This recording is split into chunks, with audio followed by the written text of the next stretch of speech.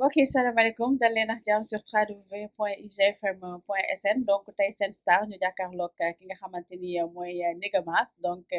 Dakar ba Paris tey dañuy kontaan dalal ko mu ñëw ci Thiely bi album bi nga xamante ni moom lay préparé ak situation pays bi donc Ndiga ñuy kontaan di la dalal fii ci IGFM di la wax nga nuyoog internet yi lay seetaan. maa leen di nuyu di leen sant et puis di la remercier ci dalal bi namoon naa la namoon naa waa IGFM et puis c'est toujours un plaisir de ñëw fii di discuter parce que da ngeen may jox tout le temps opportunité ma mën a exprimer li nga xamante ni yombul ci dëkk bi et à chaque fois vraiment dama koy rafetlu parce que fii sama dëkk la et vraiment je suis toujours honoré pour pouvoir partager ak sénégalais yi samay actualité ak sama gis-gisu réew mi comme man moom damay yëngu ci musique bu engagé boo xamante ni damay wax vraiment si actualité di wax si politique internationale donc c'est toujours un plaisir pour ma ñëw di si wax. fii moom sa kër la bu la neexee ñëw Thiely bi ñu ñëw ci Thiely bi pourquoi Thiely. waaw Thiely bi mooy kii la prélude sama album bi waaj a génn parce que en fait boo seetloo depuis un moment gëjoon naa génne album depuis 2016 laa mujjee génne L'œil invisible yaa ngi fàttaliku L'œil invisible donc 2000 entre temps nag donc j'ai fait beaucoup de concerts beaucoup d'événements ah et donc il était temps que nag ma concentré woon ci album bi juste bi événement Covid di ñëw donc ci laa préparé sorti album bi may waaj nii ma xam ni instant yi nii sorti bi mënul nekk si période yi nii léegi nag ma génnee single boo xam ne Thiely bi ci album bi la bokk Thiely bi nag c'est une reprise des anciens morceaux des années 80 de Pape Seck ak Youssou Ndour sama Thiely naaw na voilà Thiely boobu nanu sax original bi sax ay cubain ñoo ko way après sénégalais yi ñoo jël ko du temps des Pape Seck ak yooyu Mawaan Baobab après Youssou Ndour def version bu toj version Youssou Ndour yugur yagar yagar léegi nag man nag boobu ci boobu laa gën a inspiré nag def sama kii bi parce que tëgg bi ni ñu ko tëggee c'est un peu afro mbalax ba pare boole si ay musiciens yu talentueux yu mel ni Moustapha Gueye Super Étoile Alioune Wade Paul Doko Diouf Badou Mandiang ak ñi nga xamante ni ñoom ñoo ma jàppale ñoom Mansour ak Khady Mbaye doon di aw si suuf voilà Thiely bi moom mooy morceau bu mujj a génn di annoncer couleur album bi di ñëw mais par contre Thiely bi boo seetloo ñoom Youssou bu ñu koy way dañ si doon wax sama Thiely dem na maanaam sama ki ma bëgg dem na ak yooyu noonu mais man jëlee ma ko ci sens boobu parce que man su may inspiré wu di def benn reprise du ma ñëw rek copier coller damay ñëw man andi sama touche ci lan lañ ma xamee engagement c'est-à-dire que da ngay wax li nga xamante ni moom la askan bi di gën a soxal c'est vrai dinaa def ay chansons d'amour mais loolu mooy sama terrain de prédilection mais Thiely bi mooy en fait ku nekk dafa war a xool fan la force am nekk ñu saisir ko balaa muy dem au lieu donc du coup parabole la figure de style boo xamante ni da nga naan si saa si nii lan la ñu mën a def pour avancer loo suñu dëkk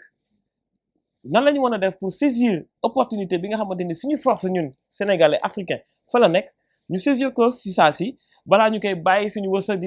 di dem tomber ci loxoy ñeneen di dem ci tomber loxoy ci tubaab bi dem ci loxoy chinois yi dem ci Turquie libanais yi nga xam ne ñoom quasiment sénégalais yëpp Sénégal bi yëpp donc dañ naan ñun daal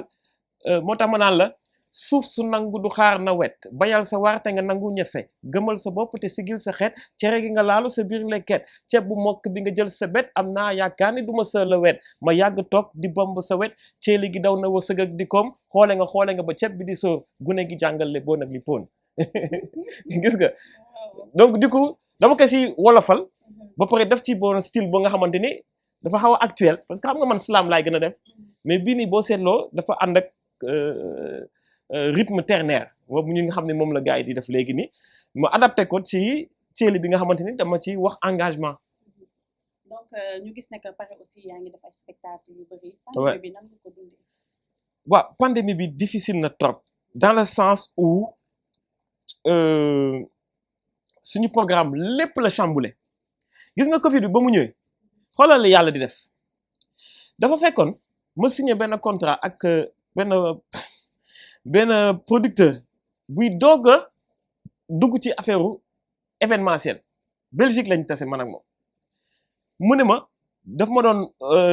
daf ma doon suivre mais c'était l'occasion sax pour ñu gisee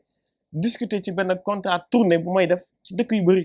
defoon naa ko sax annoncé woon date yu bëri yi ma doon génne c'était la première fois ma am autant de dates sur des événements yi nga xamante ni c'est plus international cat topp ma xaw ma lan la en tout cas daal affaire boobu loolu ma naan waaw lii de moom xewal la ba ñu signé ba lépp naroon naa ñëw sax Sénégal parce que moom dafa waroon def na benn événement fii Sénégal waaw andi fi Anthony bi daa y a 2 ans moom moo ko fi andi woon léegi mu am ay événement yu ma boole ñu toog jékki-jékki pandémie bi ñëw festival yi taxaw salle yi tëj confinement lépp yàqu donc dans un premier temps nangul woon sax annuler affaire bi dañu foogoon ni bon quelque temps la rek ñu ubbiwaat affaire yi mais bi affaire bi commencé taxarnaase nga xam ne ñun ay 500 morts la 600 morts par jour xam nga donc du coup ñu arrêté lépp d'ailleurs sax affaire am maison de production yi mel noonu yu bëri dañu am problème ils ont mis la clé sur la porte lépp arrêté festival yi taxaw donc du coup bon qu'est-ce que j'ai fait bon ci la profité commencé di bind sama album def ay séance studio di dem enregistrer ak yooyu mais ba léegi nii affaire yi nangootul démarrer donc c'est quelque chose de très difficile da lay yàqal ci ñaari affaire première affaire bi c'est-à-dire que réflexe yi nga doon am parce que booy def scène souvent da ngay rodé da ngay tàng da ngay taxaw da ngay jàpp forme mais nii da ngay perte motivation réflexe yi da nga koy perte musiciens yi dootuñu motiver donc entre temps musique bi dafa xaw a évoluer donc il faut rechanger les trucs il y a plein de choses yu muy yàq doo am xaalis tu vois. donc reprise bi nag. bon reprise bi fu mu nekk nii ñu ngi continuer ñu ngi commencer di pour 2000 en tout cas 2021 bi tuuti moo si des vraiment mais xam naa ni daal ci 2022 bi lay doon ñu ngi commencer waat di teg ay dates yu ñu war a mën a def dans un premier temps nañ ko def sur vraiment un cercle assez réduit pour pas projeter ci loo xamante ni du kii mais nañu def petit à petit ndànk-ndànk ba nga xamante ni là on est sûr que Covid bi pandémie bi dina wàññi ba nga xamante ni 2022 yi salle yëpp dina ibbeeku festival yi ibbeeku ci la ñu mën a renégocier waat suñu collaboration ak yenn kii yi ba pare ñun tamit ñuy defal suñu bopp aussi. D'accord. Donc fête de la musique bi est-ce que am nga ay date wala activité. waaw tey fête de la musique bi non c'est que fête de la musique bi nag dafa tombé ak malheureusement ma doon dox ay yeneen affaire yu bëri donc du coup ma jëloon loolu noonu privilégié affaire yi ma doon dox par rapport ak fête de la musique bi mais bon ñun fête de la musique c'est vraiment symbolique pour nous noo ko feetee rek baax na bu ma demee sax taxaw tey place de l'Obélisque tey sama benn guitare wala tey sama benn affaire joxe li sama contribution rek loolu def naa ko mais su ma toogee sama kër tamit taal sama musique yor sama micro di way tamit fête naa ko. mu nekk rek à sa manière. voilà.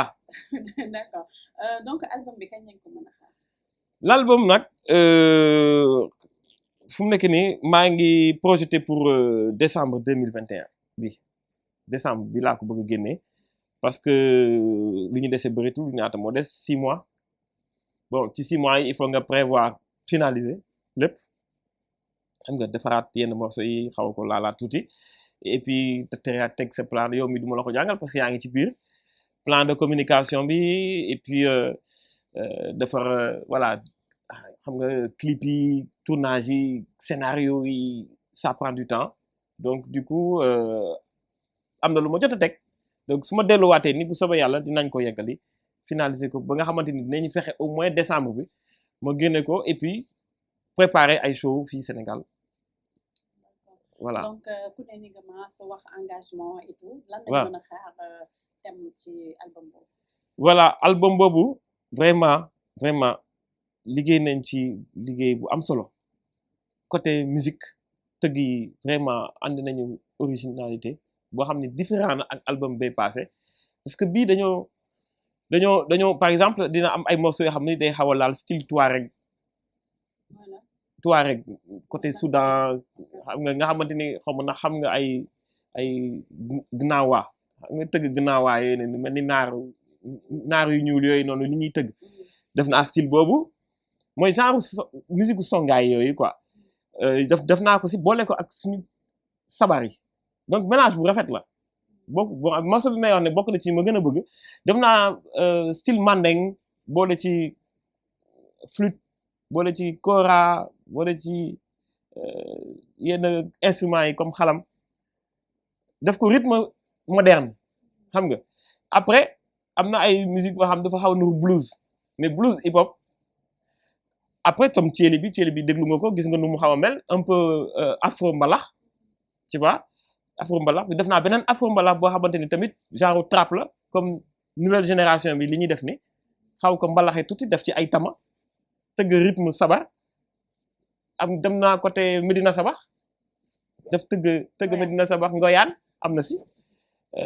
vraiment waaw jël nañ suñu temps changé nañ affaire yu bëri parce que ay affaire idée la rek album moom da ngaa benn idée jékki-jékki suba idée bi évoluer donc di nga xam fooy commencer mais doo xam jamais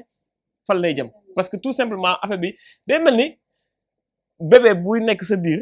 buy màgg di juddu ba juddu au fur et à mesure muy am yenn muy jël forme di toog di dox c'est exactement comme album loolu tax chaque fois dañ may reetaan su ma nekkee ci internet bi bu ma commencé di def album rek dama naan je suis enceint de 2 mois maa ngi dem premier rendez-vous gynéco mu xool fekk album bi la. mi ngi formé wu nak donc situation politique bu Sénégal moo ko gisee. question bu ma intéressé la parce que situation bi dafa egg niveau bi nga xamante ni dafa jéggi dayo si plan yëpp man damay wax ak ñenn yi des fois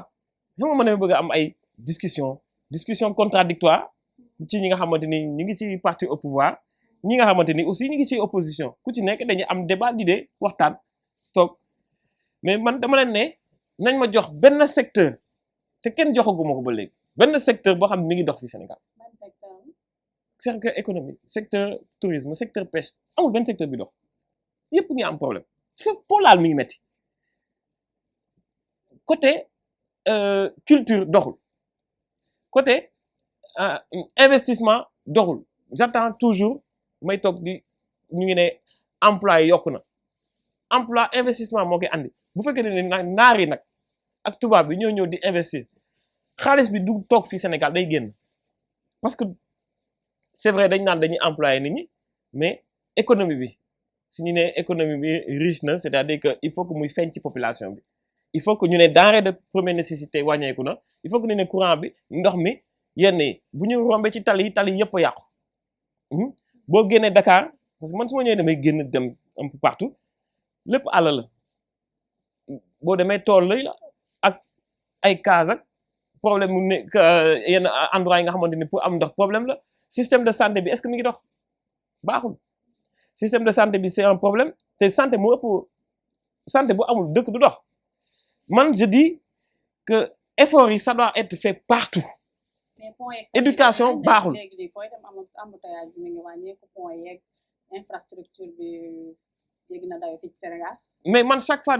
dégg na dayo man je sais non mais dégg na dayo mais tu t'imagines regarde sur la route des Almadies su ma fi rombee le soir mais je suis écœuré mais mun nga def 30 minutes pour def 2 kilomètres en permanence on se dit mais comment ça se fait axe bii nii tout est concentré ici et on dirait que Dakar tourne autour de ça faut dem dans tous les coins embouteillage trop de voitures très peu de routes très peu d'infrastructures c'est vrai ñu ngi def effort ci côté infrastructure vraiment beaucoup d'efforts et j'aime beaucoup l'autoroute à Ila Touba autoroute yooyu noonu vraiment c'est très bien fait mais il faut que ñu décongestionner la capitale def ay zone de dégagement et puis que population bi tamit mais ñu ngi délocaliser affaire yi di ko yóbbu Diamniadio tamit baax na la nouvelle ville baax na mais en fait je ne mets pas toute la faute sur nos dirigeants population bi moo ëpp responsabilité ci affaire bi parce que lan mooy responsabilité population bi mais mais tu sais que je vais te donner un exemple boo xamante ni vraiment j'ai fait ce constat là personnellement j'ai fait ce constat personnel le constat c'est que le comportement des citoyens sur la route c'est juste pas possible c'est inacceptable c'est-à-dire que da ngay gis ngay romb taxi bi ñëw taxaw sa kanam bloqué foofu yëpp et puis bu doon dafay taxaw sax bu dee day ñëw taxaw mais droite correctement ñu mën a wax mais dafay droite dagg yoon bi bon nga wax ñu saaga ils ont que l'insulte à la bouche ko wax mu saaga fii moom saaga rek la ñuy def nga ñëw taxaw dugg ci benn endroit boo xam ne nit ñi dañu war a rang da ngay ñëw ñëpp di la romb ñëw di la bumax di la dëgg di yuuxu ah non mais ñëppay yuuxu ñëppay wax ñëppay kii foo dem ñi ngi teg ci quartier yi dañuy bloqué di def ay jàng di tànqal nit ñi alors que le Sénégal c'est pas que musulman ñi ngi tooñ chrétiens yi pourquoi à chaque fois on est obligé de tànqal ñeneen ñi alors que ñeneen ñi ils ont rien doo leen dégg nag ñeneen ñi dañuy jàpp seen njàmbur toog mais ñu ngi leen di tooñ nañu bàyyi ci xel ci loolu et puis même aussi xew yi aujourd'hui ñu ngi en pandémie les mesures de sécurité personne ne respecte moo tax yàlla dafa suturaal yokkaat na sax mais absolument dina yokku parce que qu'est-ce qu'ils ont donné comme explication qu'est-ce qu'ils m'ont donné comme explication fii dëkk Serigne Touba la fii dëkk maam Alaaji Malick la fii dëkk maam kële maamaati maam yi dul jeex mais est-ce que dafa tax kaa yi du yokk est-ce que dafa tax Sénégal développé bu doon maam yi ñoo doon tax loolu noonu Sénégal di développé kon instant yi ñooy nekk premier mondial côté sport bu ñu jógee di def ay sëriñtu naan moom mooy tax équipe du gagné équipe sëriñtu gañewul dara bu doon loolu la feeñ na ci résultat yu bëri gars yi nañu tàmm di waxante dëgg. donc mois de mars bi ñu jógee dëkk bi tasoon na xeex yi. fii la ma fekk parce que j'étais là ñëwoon naa fi. noo ko dundee. difficilement parce que man on a failli m'agresser ci yoonu autoroute bi dañuy ñëw di sànni ay xeer ci côté Guédiawaye bi foofu c'est extrêmement violent ce qui s'est passé c'est violent côté population et irresponsable du côté de l'État parce que mënuñu woon toog di seetaan loolu noonu ñu noppi ci seen bët di xaar pendant longtemps di si doog a wax mais par contre am na benn droit de réserve bi may am je ne vais pas rentrer dans le détail de ce qui s'est passé entre Sonko et Adji Sarr parce que kenn fekke xaw ma du ma juge je ne suis pas mais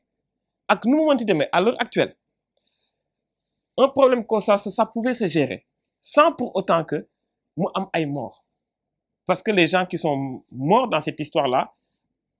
dinañ ko retenir des années et des années et des années il y a eu 14 morts pendant une histoire xam nga tubaab bi lan la ñuy wax ñu naan mais attends votre pays est en train de chauffer pour une histoire de cul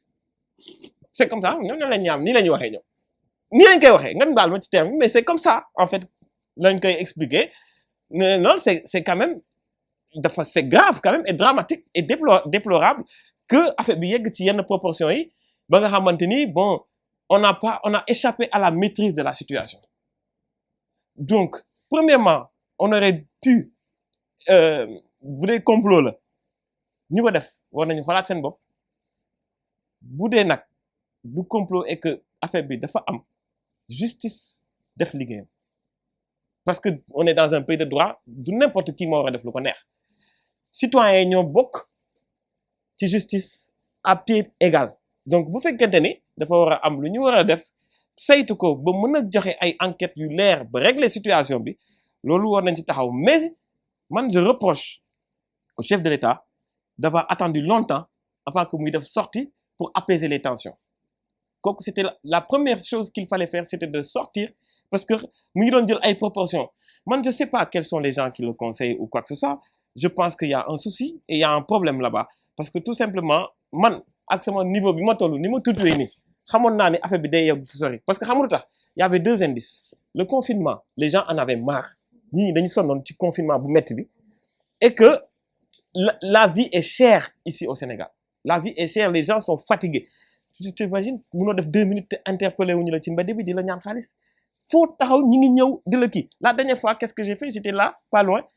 mu am toute une famille ñëw rek encercler